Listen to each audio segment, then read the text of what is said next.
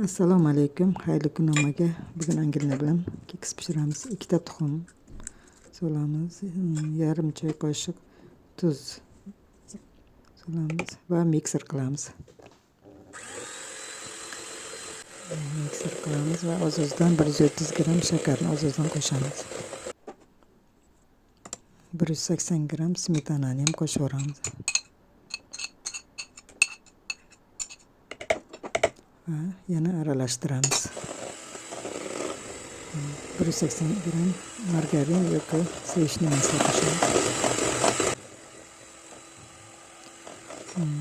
200 gram unga razrahlitel yoki chayin soda qo'shib, yarim choy qoshiq aralashtiramiz yaxshilab.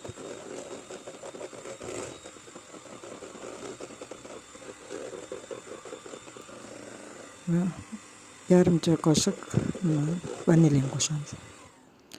Yaxshilab aralashtirib, qolipimizni yog'lab, xamirimizni solib chiqamiz. Ustini tekislab, mana nevaram shokolad qo'yib chiqdi. Mana pishdi уже 180 gradusda 30-35 minut pishirib olamiz. Hali issiq sovuchiga ham kutishga.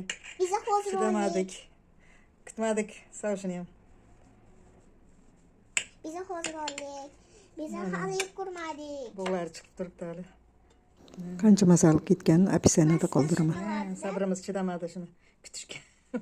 Bizlar pishgan mana. Mana pasta skalad. Pasta skaladda. Ichlar pishgan. Mana. Горячий. Tayyorlab ko'ringlar. Yumshoqqina bo'ladi. Shu bilan videomizni tugatamiz. Xayr.